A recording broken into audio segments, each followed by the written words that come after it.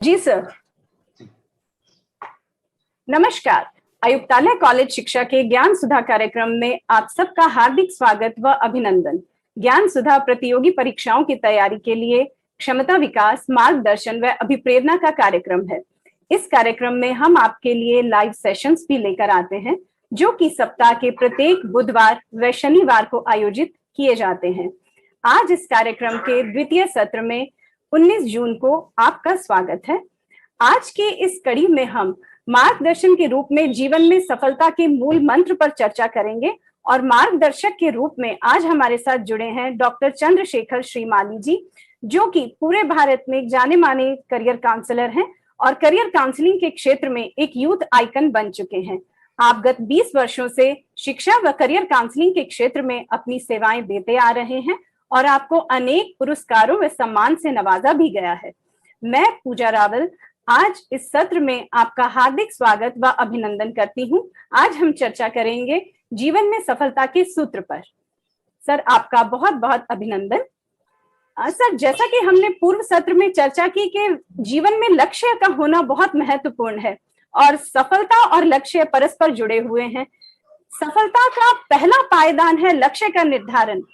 और आज के इस सूचना प्रौद्योगिकी के युग में जब हमारे युवाओं के समक्ष अनेक विकल्प व अनेक अवसर मौजूद हैं, तो करियर काउंसलिंग किस तरह से सही विकल्प के चुनाव में सहायक हो सकती है, इस पर आप अपना अनुभव हमसे साझा करें सर।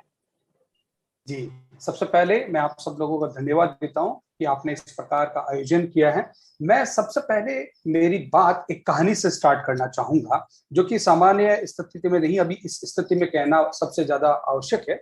एक बार एक राजा था जो दिव्यांग था और उसकी प्रजा भी बहुत खुश थी, लेकिन उसके कुछ रीजंस थे, उस वजह से वो थोड़ा सा खुद परेशान रहता था, क्योंकि ना तो उसकी एक आंख थी और ना ही उसका एक पैर था। वो एक दिन अपने महल में घूमते घूमते अपने पूर्वजों के चित्रों को देख रहा था और जहां एक खाली जगह थी जहां पे उसका फोटो लगना था, उसको देख के वो बहुत ज्यादा और डिप्रेस हो गया कि यहाँ मेरा फोटो कैसे लगेगा। ये मेरे जो पूर्वज हैं वो इतने सूरवीर हैं और मैं, एक आंख नहीं है, एक पैर नहीं है, तो मेरा फोटो कैसा लगेगा और किस तरह का लगेगा। तो वो अपने आप में एक बहुत ज्यादा डिप्रेस हो गया। लेकिन फिर भी सोचा कि मैं चाहता हूँ कि ये जो पिक्चर बननी है वो अभी बन जाए मेरे जीवित रहते हुए। तो उसने क्या किया, सभी अपने राज्य से जो बड़े बड़े चित्रकार थे और एक अनाउंसमेंट करवा दिया कि जो भी मेरी एक अच्छे चित्र बनाएगा मैं उसको बहुत पुरस्कार और राशि दूंगा। सब लोगों ने इस बात को सुना, बड़े बड़े चित्रकारों ने भी इस बात को समझा और वो लोग आए भी, लेकिन किसी ने हिम्मत नहीं की। क्यों नहीं की? कि उनको ये पता था कि हम राजा के कितने भी अच्छे से चित्र बना देंगे, लेकिन जो उनकी दिव्यांगता है वो तो सो होगी होगी, और वो अगर सो होगी और उससे वो हमें पुरस्कार की जगह मृत्युदंड भी दे सकते हैं। तो सब लोगों ने उसके लिए मना कर दिया। उस वक्त एक 13 साल का बालक था, उसने हौसला अफजाई की और बोला कि मैं इस चित्र को बनाने के आपको 24 घंटे मांगता हूं, 24 घंटे बाद में मैं इसका एक अच्छा चित्र बना के दूंगा। राजा ने कहा ठीक है। सब लोग भी आश्चर्य करने लगे कि ये 13 साल का बच्चा कैसे बना पाएगा। खैर, दूसरे दिन सब लोग राजमहल में इकट्ठे हुए, वो बड़े चित्रकार भी हुए। वो जब बच्चा उस पिक्चर को लेके आता है, सबके होश उड़ जाते हैं और राजा तो उसको वाह वाह कहने से भी चुप नहीं रहा था और लगातार उस फोटो को देख के इतना हर्षित हो रहा था। वो क्या था उस फोटो में, वो आपको जानना जरूरी है।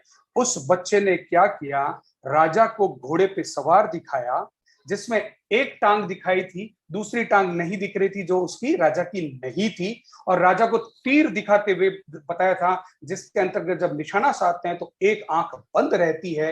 वो आंख कौन सी थी? जो राजा की नहीं थी। और इस चित्र को देख के लगता है कि राजा बहुत सूरवीर है और ऐसा काम करने जा रहा है जो अपने पूर्वजों की भांति है। मेरी इस कहानी का मतलब समझिएगा, परिस्थितियां, समस्या तब बनती है जब उसका सॉल्यूशन ढूंढते नहीं है। उस बच्चे ने उस परिस्थिति में भी समस्या का हल ढूंढा और हल ढूंढकर सकारात्मक सोच के साथ में कुछ नया करके दिखाया। मैं अपने युवा साथियों से पहली बात कहना चाहता हूं, सब लोग अभी कहते हैं कि हमारे तो बहुत मंसूबे खत्म हो गए, ये कोरोना काल आया, अब हम क्या करेंगे या क्या कुछ नहीं करेंगे। तो आप ये बात ध्यान रखिएगा, परिस्थितियां, समस्या तब बनेगी जब आप सॉल्यूशन नहीं निकालेंगे। इसलिए मैंने कहानी कही है। अब बात मैं पूजा मैडम की करता हूं, जो मैडम कहती है कि करियर काउंसलिंग क्यों जरूरी है। पहली चीज तो करियर है क्या? कुछ लोगों ने तो करियर को क्या बना रखा है, करियर काउंसलिंग को भी क्या बना रखा है कि हम 10th में और 12th में जो सब्जेक्ट लेने वाले हैं उसके लिए हम किसी से डिस्कस कर लें और हम उसको सब्जेक्ट या कोर्स को ले लें। ये बिल्कुल गलत है। करियर क्या है ये जानना जरूरी है। जो सब्जेक्ट, जो कोर्स हम ले रहे हैं वो थ्रू आउट लाइफ, जो हम जब तक जीवन में जीते रहेंगे तब तक रहेगा। ऐसा नहीं है कि केवल हमने सर्विस करनी। फॉर एग्जांपल, मैं एक टीचर बन गया तो क्या मैं टीचर जब सेवा रहूंगा तभी रहूंगा, लेकिन मैं उसके बाद में भी एज ए टीचर काम करूंगा, मेरी सोच वही रहेगी। आप सोचिए, जो व्यक्ति जीवन भर जिसके साथ रहने वाला है उसके लिए कुछ समय नहीं देता है। मैं युवा साथियों से कहता हूं, ऐसे हजारों लोग हैं जो अपने करियर के बारे में बिल्कुल सोचते नहीं है, समय नहीं देते हैं और एक ट्रेडिशनल तरीके से जो कोर्सेज करने चाहते हैं वो करते रहते हैं, और जब हम पीजी कर लेते हैं उसके बाद रुकते हैं और फिर देखते हैं कि रास्ता किधर है। वो बिल्कुल गलत है। तो मैं रिक्वेस्ट करना चाहूंगा कि सबसे पहले करियर को जीवन का आधार बनाइएगा, क्योंकि वो जीवन का आधार है, वर्क ऑफ नेचर है जो आपको पूरे लाइफ जीना है। एक छोटे से एग्जांपल से इस बात को आप समझिएगा। आजकल हम एक मोबाइल भी परचेज करने चाहते हैं तो उसके लिए कितना समय देते हैं। पहले तो हम ब्रांड देखते हैं कि ब्रांड कौन सा लेना है, उसके बाद में हम देखते हैं कि इस ब्रांड में हमारे लिए कौन सी सुविधा है और कौन सी चीजें हमारे लिए सुटेबल है, और उसके बाद में भी हम रिव्यू करते हैं, उन लोगों से पूछते हैं जो इसको यूज कर रहे हैं, और उसके बाद में उस मोबाइल को परचेज करते हैं। लेकिन जो जीवन जीवन कैसे कैसे का मतलब, जैसे 22 से 26 साल तक कोई व्यक्ति है वो ग्रेजुएशन कर लेता है, एवरेज यही समय होता है, और उस 26 साल से लेकर जब 60 साल तक होता है, लगभग 40 साल उसको जीवन में वो काम करना है जो उसके सब्जेक्ट के बिहाफ पर उसको या तो नौकरी करना है या बिजनेस करना है या कोई दूसरी प्रकार की सेवाएं करनी है। और एक दिन में हम 8 से 12 घंटे एवरेज किसी काम को करने के लिए, अगर आप कोई जॉब में है तो 8 से 10 घंटे देंगे, अगर आप कोई बिजनेस करते हैं तो 8 से 12 घंटा, हम 8 से 12 घंटा एवरेज मान लेते हैं और उनको मल्टीप्लाई करते हैं 40 साल तक, तो कितने हजार घंटे हैं। मैं तो कहता हूं उन घंटों के अलावा भी आप जब जीवित रहेंगे तब तक भी वो आपका करियर बना रहेगा। उसके लिए हम समय ही नहीं निकालते। उसके लिए हम अगर निकालते भी हैं तो 2 या 3 घंटे जो काउंसलिंग के लिए जो आजकल इस्तेमाल करते हैं, तो मैं यहाँ रिक्वेस्ट करना चाहूंगा, काउंसलिंग वर्ड को हटा दीजिएगा। यहाँ आवश्यकता है करियर कोचिंग की। कोचिंग करनी पड़ेगी, क्योंकि जो कोचेज होते हैं वही आपको सही मार्गदर्शन लेके एक सक्सेस करते हैं। जैसे क्रिकेटर की बात करते हैं, एक क्रिकेटर के लिए क्या होता है, फील्डिंग का कोच अलग होता है, बैटिंग का कोच अलग होता है, बॉलिंग का कोच अलग होता है, और फिजियोथेरेपी जो उसके पूरी देखरेख करता है उसका कोच अलग होता है। तब जाके वो जीवन में एक अच्छा क्रिकेटर बनता है और अपना प्रदर्शन अच्छा करता है। और हमारे साथ भी यही हो रहा है, हम लोग उसके लिए टाइम नहीं देते हैं। हमें यहाँ कोचिंग, अब आप कोचिंग का कहते सोचेंगे कोई पैसे वाला काम होगा, यहाँ कोई पैसा नहीं देना है। कोच कौन होंगे ये जानना जरूरी है। सबसे पहले कोच होंगे हम खुद। जब व्यक्ति अपना खुद का कोच बन जाता है तब वो जीवन में सफल जरूर होता है। ये आप नोट कर लीजिएगा, और यही कमियां हमारे अंदर रहती है। दूसरा कोच बनेगा अपने पेरेंट्स को, क्या आप देखिएगा कि मैं ये सब्जेक्ट, मैं कोर्स लेना चाहता हूं, क्या आपके लिए इतना धन, इतना समय, इतना मुझे बाहर भेजने की कैपेसिटी है या नहीं। तीसरा, आप अपने टीचर को लीजिएगा, उनको कोच बनाइएगा, उनसे रिव्यू कीजिएगा, क्या मैं ऐसा कोर्स कर सकता हूं, क्योंकि आप मेरी योग्यता के बारे में अच्छे से जानते हैं। और चौथा कोच बन सकता है आपका अपना फ्रेंड, जो आपके साथ में बहुत ज्यादा समय बिताता है। तो मेरा यहाँ आपसे रिक्वेस्ट है कि आप जो जीवन यापन करने वाले हैं उसको केवल सब्जेक्ट और कोर्स का नहीं करें। ये अक्सर गलतियां करते हैं। तो यहाँ करियर कोच बन के अगर किसी ने लक्ष्य निर्धारित कर लिया कि मुझे इस सब्जेक्ट के साथ में पूरा जीवन यापन करना है, तो वो जरूर सफल होगा। सर जी, सर आपने बहुत खूबसूरत बात कही कि सबसे पहले कोच हम अपने स्वयं के होते हैं, उसके बाद हमारे माता पिता, हमारे गुरुजन और हमारे मित्र जो हमें सहज सुलभ होते हैं और बहुत ही क्रिटिकल एनालिसिस करते हैं वो हमारे टैलेंट का और हमारी वीकनेसेस का, हमारी कमजोरियों का। तो सर, लक्ष्य का निर्धारण करते समय किन किन पहलुओं पर विचार करना आवश्यक हो जाता है एक युवा के लिए? देखिएगा, सबसे पहले तो लक्ष्य क्यों जरूरी है ये बात हमें समझना चाहिए। मैं छोटा सा एग्जांपल दूं। मैं दुनिया की सबसे बेस्ट गाड़ी खरीदता हूं, मेरे पास उसके लिए पेट्रोल भी है, मुझे ड्राइविंग भी आती है, लेकिन जब मैं रवाना होता हूं और धुंध होती है तो मैं जो उस कैपेसिटी की कार है, क्या उस गति से कार चला सकता हूं? नहीं चला सकता। वैसा ही अगर मेरे पास हार्डवर्क भी है, मेरे पास संसाधन भी है, सब कुछ भी है, लेकिन मुझे कहाँ जाना है ये मेरा निर्धारित नहीं है, तो क्या मेरे पास सब चीजें होने के बावजूद भी मैं वो सफलता प्राप्त कर सकता हूं? इसलिए सबसे पहली बात तो हमें लक्ष्य निर्धारण क्यों जरूरी है ये समझना पड़ेगा। जब हम लक्ष्य निर्धारण की बात समझ लेंगे कि हमें जरूरी क्यों है, तब आप सब कुछ काम कर सकते हैं। लक्ष्य निर्धारण से होगा क्या? एक तो होगा क्लियर डायरेक्शन होगा। जैसे आज आप कहीं जा रहे हैं और आपको कहीं का जगह का पता नहीं है, तो आप जीपीएस में क्या करते हैं, फलानी जगह का एड्रेस डाल देते हैं। जीपीएस क्या करता है, आपको उस रास्ते के अनुसार, जो जगह दे रखी है उसके अनुसार आपको निश्चित स्थान पर लेके जा सकता है। तो यदि आपने लक्ष्य निर्धारण कर लिया तो आप क्या करेंगे, क्लियर डायरेक्शन में होंगे, आप वहां आराम से पहुंच जाएंगे कि मुझे वहां पहुंचना है। दूसरा, मोर सक्सेस। सक्सेस आपको गति से मिलेगी। क्यों मिलेगी? क्योंकि आपको पता है मेरा लक्ष्य क्या है। लोगों में आजकल यही एक अब बात कह सकता हूँ, कमी की बात कह सकता हूँ, लोग सोचते नहीं है, बाद में बहुत लेट सोचते हैं। तो मोर सक्सेस मिलेगी कि आपको जाना कहाँ है, आप फटाफट उस स्थान पर जा सकते हैं। इसके अलावा ट्रैक कंट्रोल ऑफ लाइफ, आप अपने लाइफ के खुद बॉस हो सकते हैं। नहीं तो क्या होता है, बार बार आपको पूछना पड़ता है कि मुझे जाना कहाँ है, मुझे जाना कहाँ है। अगर मैंने मेरा लक्ष्य निर्धारित कर लिया तो मैं मेरी खुद के जीवन का बॉस कहलाऊंगा और हैप्पीनेस रहेगा। क्यों? क्योंकि मुझे पता है मुझे जाना कहाँ है। लोगों को अगर जाने नहीं पता है तो वो आप लोग हमेशा निराशा की ओर रहेंगे। तो लक्ष्य आपका निर्धारण होना क्यों जरूरी है ये बताया मैंने। दूसरा, लक्ष्य कैसे निर्धारित करें ये भी हमें पता होना चाहिए।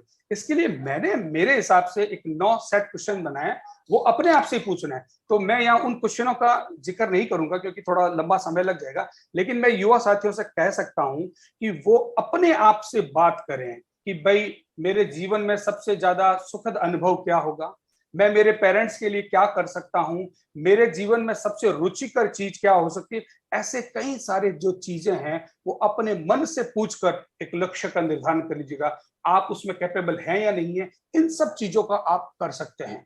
तीसरा पॉइंट सबसे इंपॉर्टेंट है, लक्ष्य क्यों जरूरी है हमने समझ लिया, लक्ष्य निर्धारण हमने कर लिया कि मेरा लक्ष्य ये है। तीसरा है उस लक्ष्य को अचीव कैसे करें, रियलिटी में कैसे बदलें। उसके लिए सबसे बड़ा एक फॉर्मूला है, स्मार्ट फॉर्मूला है, जिसमें एस फॉर स्पेसिफाई। आपका लक्ष्य स्पेसिफाई होना चाहिए कि मुझे जीवन में ये करना है।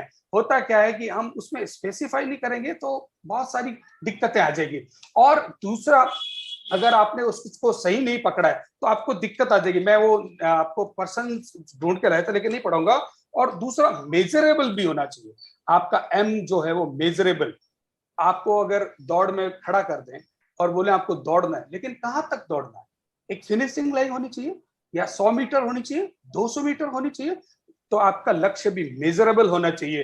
तीसरा, आपका लक्ष्य में अचीवमेंट्स होना चाहिए। आपके लिए क्या अचीवमेंट्स है? अचीवमेंट्स का मतलब क्या होता है, मेरे को पढ़ना है और पढ़ाई में सफल होना है। अब पढ़ाई में सफल कैसे होंगे? या मान लीजिए मुझे मेरा वजन कम करना है और मैं रोज सोचता हूं कि मैंने लक्ष्य निर्धारित कर लिया, मेरा वजन मुझे कम करना है, लेकिन कितना, वो आपको पहले से डिसाइड होना चाहिए। तभी जाकर आप कर सकते हैं। जैसे 10 रुपए सेविंग की बात करते हैं, मैंने एक एग्जांपल इसमें भी कोट किया है कि अगर हम कहते हैं कि मुझे सेविंग करनी है, सेविंग तो 10 रुपए की भी हो गई। नहीं, आपका लक्ष्य होना चाहिए कि मुझे 10 लाख रुपए मेरे जीवन में सेव करने हैं, वो आपकी बात होती है। अचीवमेंट्स की बात मैं वापस करना चाहूंगा कि इसमें थोड़ा सा ये होना चाहिए कि मेरे लिए अचीवेबल है या नहीं। जैसे मान लीजिएगा मैंने अभी एक आईटी बड़ी कंपनी ज्वाइन की है और मैं चाहता हूं कि मैं 2 साल में उस कंपनी का सीईओ बन जाऊं, तो ये अचीवेबल नहीं है।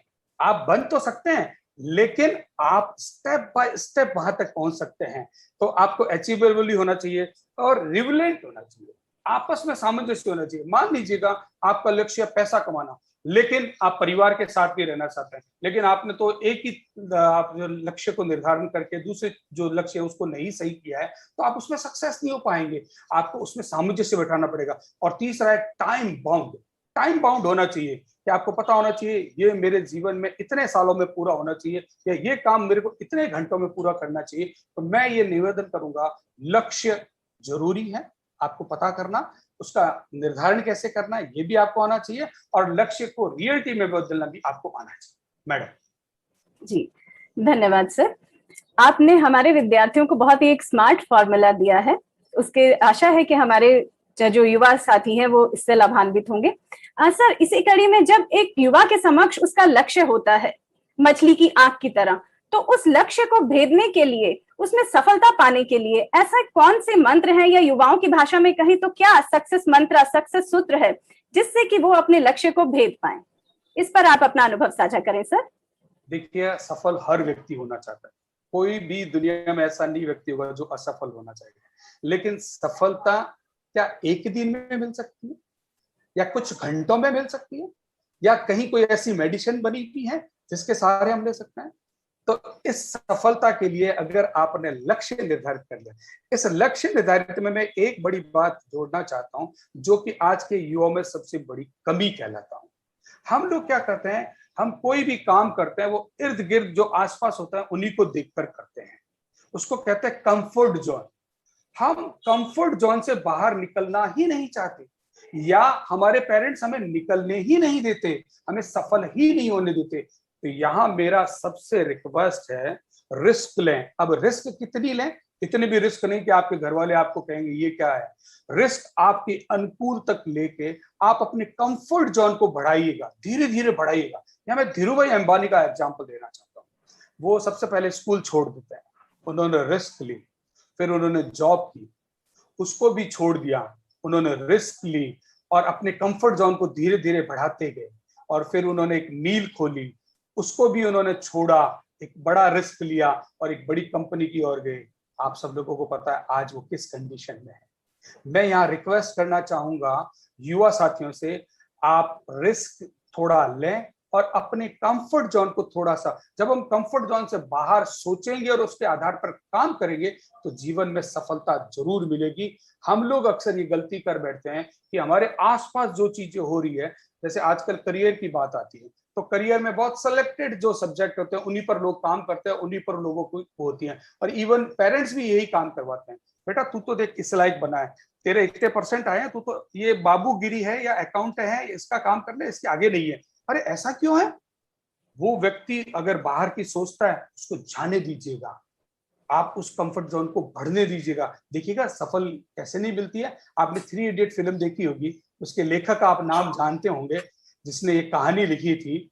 उस लेखक की खुद की कहानी के बारे में देखिएगा। जब वो 10th का एग्जाम दे देता है तो उसके पेरेंट्स उसको बोलते हैं कि भाई अपना तो एसटीडी पीसीओ खोल ले, है ना, एक खोल ले, फिर दूसरा खोल ले, फिर तीसरा खोल ले, 3 एसटी उस जमाने की बात है, और 3 एसटीडी पीसीओ से तेरा काम निकल जाएगा। उस व्यक्ति ने उस कंफर्ट जोन से बाहर सोचा और उसके ऊपर काम किया, और आज वो कितने बड़े सक्सेस इंसान है। तो सफलता मिल सकती है, हमें थोड़ा रिस्क लेना पड़ेगा, कंफर्ट जोन से बाहर आना पड़ेगा, उसके आधार पर काम करना पड़ेगा, सफलता जरूर मिलेगी। आपने जो कहा कि कंफर्ट जोन से बाहर आना, तो मैं खुद इस बात को मानती हूँ और युवा साथियों से कहना चाहूंगी कि रोज कोशिश कीजिए, जरा जरा सा अपने कंफर्ट जोन से अपनी क्षमताओं के संवर्धन की कोशिश कीजिए खुद से। सर, विद्यार्थी या युवा इन सब पहलुओं पर ध्यान भी रखें, पर बहुत बार ऐसा होता है कि किन्हीं कारणों से वो सफल नहीं हो पाते, ऐसे में वो डिस्करेज हो जाते हैं, अवसाद का शिकार भी हो जाते हैं। तो इस हतोत्साहन से, इस नकारात्मकता से किस प्रकार वो बाहर आ सकते हैं, या किस प्रकार अपने आप को फिर से सकारात्मक रख के उस स्पिरिट के साथ फिर से जूझने को तैयार हो सकते हैं? इस देखिएगा, नकारात्मक हर एक व्यक्ति होता है, और मैं नहीं कहता, ये साइंस कहती है कि हम एक दिन में 5000 बार सोचते हैं, और उन 5000 में से 3000 से अधिक बार नकारात्मक सोचते हैं। अब करना क्या है? हमें उस पर विजय पाना है। जो सोच हमारे पास नकारात्मक आती है, उस पर सकारात्मक विचारों की सोच को विजय पाना है, तभी जीवन में सफल हो पाएंगे। और नकारात्मक से बचे कैसे, ये हम बता सकते हैं, ये हम जान सकते हैं। देखिएगा, सबसे पहली बात तो नकारात्मकता आती कहां से? आती है हमारे आसपास की। हम लोग 5 लोगों का एवरेज बने हुए, जो हमारे आसपास रहते हैं, जिससे हम आसपास जुड़े रहते हैं, जिसके आसपास माहौल रहता है। अगर आपके पास नकारात्मक लोग हैं तो आप नकारात्मक सोच पैदा करेंगे, अगर आपके पास सकारात्मक सोच के लोग होंगे तो आप सकारात्मक काम करेंगे। मैं एक छोटा सा एग्जांपल शाहरुख खान का देना चाहूंगा। शाहरुख खान जब बॉम्बे आए थे, तब वो हर रोज इंटरव्यू के लिए जाते थे हीरो बनने के लिए, लेकिन कहीं ना कहीं उनको निराशा मिलती थी। लेकिन जब वो रात को फुटपाथ पर सोते थे, उनका एक दोस्त था, और वो दोस्त रात को सोते हुए उससे जो डोज मिलती थी, वो कहता था तू चिंता मत कर, तू एक दिन इसी बॉलीवुड पर राज करेगा। शाहरुख खान दूसरे दिन वही स्पिरिट के साथ दूसरी बार जाता और काम करता, और उस सोच के आधार पर वो आज सक्सेस इंसान है। मैं एक और एग्जांपल कोट करना चाहूंगा। कौरव और पांडवों की बात अगर हम करते हैं, कौरव के पास क्या नहीं था? धन था, शक्ति थी, सब कुछ था। और पांडव के पास क्या था? कुछ भी नहीं। लेकिन उनको गाइड करने वाला या उनके पास रहने वाला कौन था? पांडवों के पास श्री कृष्ण थे, जो उनको हमेशा मोटिवेट करते थे, सकारात्मक सोच देते थे। लेकिन वही एक मामा जो जुआरी किस्म का था, जो कौरवों को हमेशा नकारात्मक बातें बताता था, उस और लेके जाता था, उसका हास्य क्या हुआ आप सब लोगों को पता है।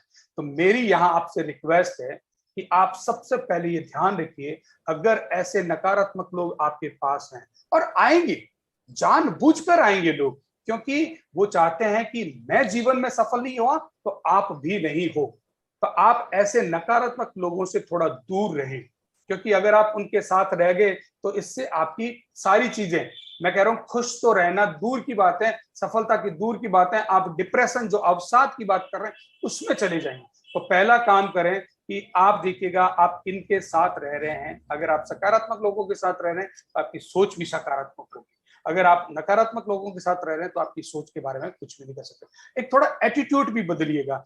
कई बार हम अपने आप में नकारात्मक का चश्मा पहन लेते हैं। चश्मा पहनने का मतलब क्या होता है? हम जैसे किसी एक के बारे में पहले से प्रिडिक्शन कर लेते हैं, ये ऐसा नहीं है, और उसके पास जाकर देखो, हो सकता है वो सकारात्मक हो। जैसे एक छोटा सा एग्जांपल के बारे में, मैं एक बार गाड़ी ड्राइव कर रहा हूँ और पीछे से कोई हॉर्न पे हॉर्न दिया जा रहा है, तो मेरे मन में कोई नकारात्मक बात आएगी, पता नहीं इसको कितनी जल्दी ज्यादा है, ये क्यों हॉर्न पे हॉर्न दे रहा है। लेकिन वो जैसे पास से निकलता है तो मेरा जो नकारात्मक चश्मा है नीचे उतर जाता है। मैं देखता हूँ उस गाड़ी में कोई इंजर्ड आदमी होता है और उसको अस्पताल पहुंचना होता है, इसलिए वो जल्दबाजी कर रहा है। तो यहाँ आपको ध्यान रखना चाहिए, ऐसे नकारात्मक चश्मे भी आपके ऊपर चढ़ रहे हैं तो उसको भी आप दीजिएगा, और हर रोज कुछ सकारात्मक डोज भी दीजिएगा। इसके लिए आपको क्या करना है?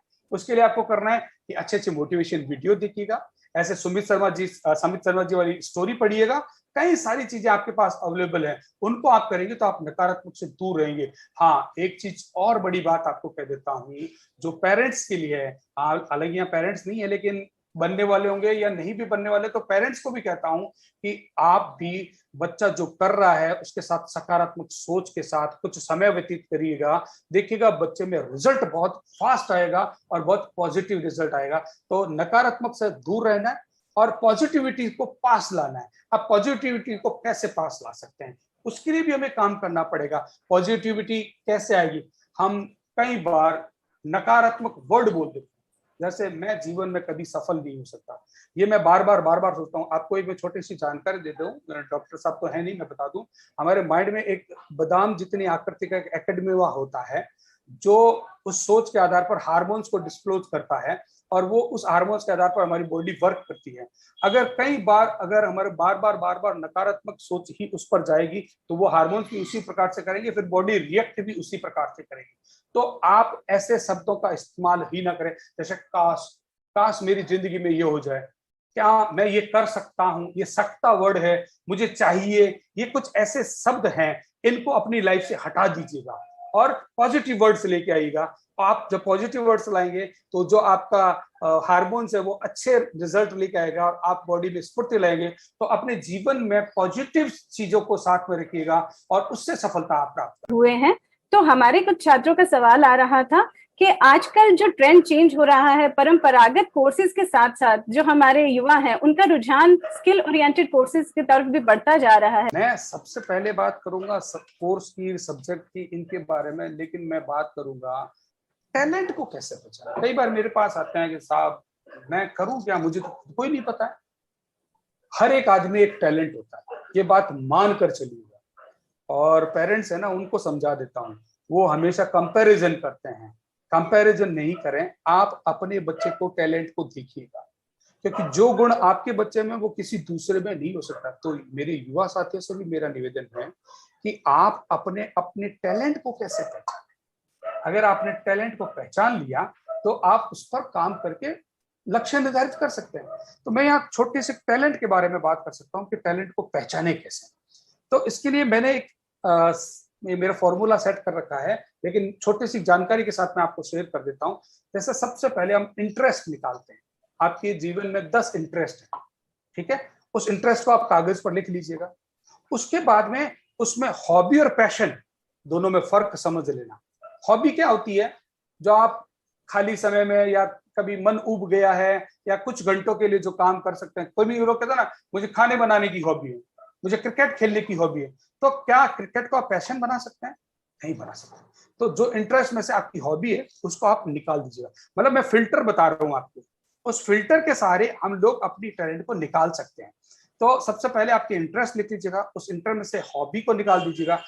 पैशन, जिसको आप जुनून की हद तक, मतलब कितने भी घंटे आप कर सकते हैं, इतना जुनून है, वो आपका पैशन बन जाएगा। जैसे क्रिकेट अगर आप लगातार 12-13 घंटा खेल सकते हैं, आपका पैशन है। क्रिकेट आप आधा घंटा खेल सकते हैं, वो आपकी हॉबी है। आपने पैशन डिसाइड कर लिया। अब उस पैशन के लिए आप रोड मैप तैयार कर दीजिएगा। मुझे उस पर जाना कैसे कैसे है, मेरे दिक्कतें कौन सी आएगी, मैं उन दिक्कतों को सॉल्व कर पाऊंगा कि नहीं कर पाऊंगा।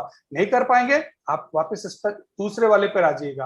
आपके पैशन 2-3 तो निकलेंगे ना। आप एक पैशन पर आते हैं, मान लो उस रोड मैप पर जाते हैं, तो आपको लगता है कि इसको मुझे करने में दिक्कत लगेगी, लेकिन आपको लगता है कि नहीं, ये रोड मैप मेरे लिए सही है। आप उस रोड मैप पर निकल जाइएगा और साथ में रख लीजिएगा ड्यूरेशन। आप देख लीजिएगा उस काम को करने में आपको कितना। एक मुझे 3 इडियट्स फिल्म में आता है, जब वो कहते हैं वो काम नहीं लगता है जब उसको जुनून की हद तक काम कर लेते हैं। जितना चाहे समय हम दे सकते हैं। तो अगर आपको लगता है कि मैं तो इसमें 24 घंटे रम सकता हूँ, इट मीन्स ये आपका टैलेंट है। तो आप इस टैलेंट को इन 3 फिल्टरों से अगर निकाल लेते हैं, तो आपके पास निकल कर आ जाता है कि मेरे अंदर क्या है और मेरे अंदर मुझे पता है ये चीज है। आप अपना लक्ष्य उस हिसाब से निर्धारित कर लीजिएगा और उसके बाद में आप जो चाहें। देखिएगा आज के जमाने में मैडम ने जैसे कहा, स्किल के बहुत सारे कोर्सेज हैं, लेकिन मैं यहाँ थोड़ा सा रोकना चाहूंगा। लेकिन आपने अपनी स्किल को देखा है? आप कहाँ फिट हो रहे हैं? अभी मैं आपको एक लिस्ट दे सकता हूँ कि स्किल के कौन कौन कोर्सेज। यहाँ आपके राजस्थान में भी, अपने राजस्थान में भी RSLDC है, जो कम से कम 117 कोर्सेज रन करवाती है स्किल के बेस पर। भारत सरकार उसका पूरा स्किल डिपार्टमेंट बना हुआ है। आप उस पर काम कर सकते हैं, लेकिन अपने टैलेंट के हिसाब से। अपना टैलेंट देखें, रुचि आपकी जो कहती है उसी पर काम करोगे, तब आप सक्सेस हो पाएंगे। तो मेरा कहने का मतलब है, स्किल्स में आज बहुत चीजें आ गई हैं, तकनीक के साथ बहुत सी चीजें आ गई है जिसमें अपना करियर बना सकते हैं। लेकिन पहले आप ये डिसाइड कर लीजिएगा, क्योंकि हम डिसाइड बहुत बाद में करते हैं और पहले से करियर की बातें करने लग जाते हैं। तो थोड़ा रुककर आप समय जरूर दीजिएगा। जी धन्यवाद सर। आपसे बात करके आज बहुत बड़ा मिथक दूर हो गया है, जो हमारे युवाओं के बीच ये भ्रांति है कि कला संकाय में वे विद्यार्थी जाते हैं जो कि वाणिज्य या विज्ञान विषय नहीं ले पाते। सर, आपसे बात करके एक चीज जो आज समझ में आई कि it is the attitude not the aptitude that leads to altitude. Sir, आपने अपने अनुभव हमसे साझा किए और बहुत सी जिज्ञासाएं हैं हमारे युवा साथियों की जो शायद इस समय सीमा में हम नहीं पूछ पाएंगे, लेकिन भविष्य में आशा है कि एक बार फिर आपसे जुड़ेंगे और आपके विचारों से हमारे युवा साथियों को लाभान्वित करेंगे। और मैं, जो हमारे दर्शक हमें देख रहे हैं, उनसे ये कहना चाहूंगी कि अपने लक्ष्य का निर्धारण करते समय सब पहलुओं पर विचार कीजिए। कहीं ऐसा ना हो कि आपको कहना पड़े कि एक कदम पड़ा था सरे राह में गलत, तमाम उम्र मंजिल हमें ढूंढती रही। तो जब आपके समक्ष ऐसे मार्गदर्शक हैं तो इनका लाभ उठाइए और अपने जीवन की रचना खुद कीजिए। सर, आपका फिर से पूरे आयुक्तालय परिवार की ओर से हार्दिक आभार, हार्दिक धन्यवाद।